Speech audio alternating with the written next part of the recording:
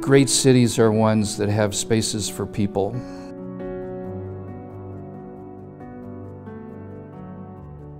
People-oriented spaces work best when there is a lot of activity at the ground floor surrounding that square, that piazza. Think about Union Square and Gramercy Park in New York City. You know what great people spaces those are. So Pittsburgh, and this is speculation on my part, having sort of this working class ethic, we're all serious, we're all about business, did not have a great tradition of public places where people could sit and relax.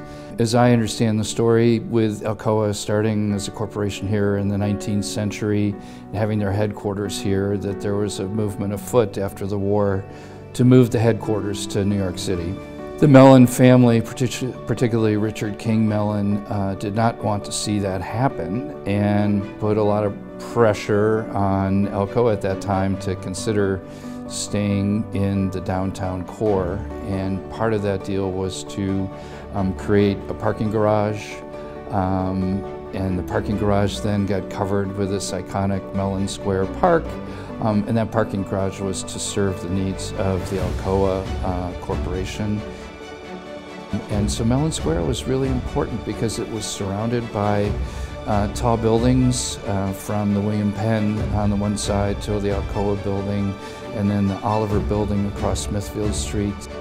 From the moment it opened, it was perceived as an oasis where workers could take a lunch break, a coffee break, a smoke break, and just come out and relax in that space and be surrounded by great architecture and lots of activity at the ground level. The Alcoa Building started roughly under construction in 1951.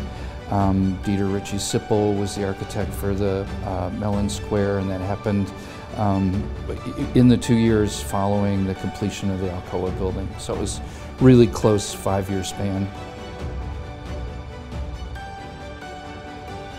Alcoa was part of a broader movement going on at that time in the United States in terms of modernism. Alcoa Building was supposed to feature aluminum, so aluminum panels on the outside, aluminum decorative panels on the inside, aluminum wiring, aluminum pipes for heating and cooling all of the office spaces. So it really maxed out on the use of aluminum and finding ways to make the building a teaching laboratory, as it were, for how to use these materials going forward. In terms of the process of constructing the outside of a high-rise building, a masonry building like the William Penn would of course require masons and scaffolding to put all the bricks and backup materials on it. This is one of the first, what we would now call unitized enclosure systems. So that building was erected, each panel was put in place as opposed to individual sticks or individual bricks that were put together. So what we call that today is unitized construction. What's really important about this building, one of the people that I really admire is Stuart Brand.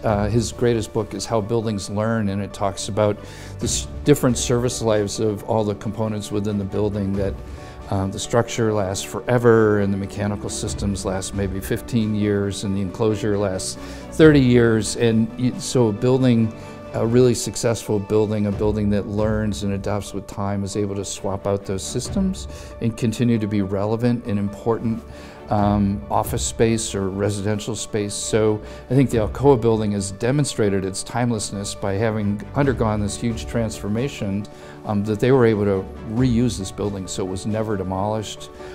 It's substantially in its original form, so to me that really is the proof of time, is that it remains as an important structure within the urban fabric. The timeless significance of Mellon Square and the Alcoa Building, in my mind, is related to the revisioning of the city, and that these buildings played a really significant role in beginning the process of making Pittsburgh the city that it is today.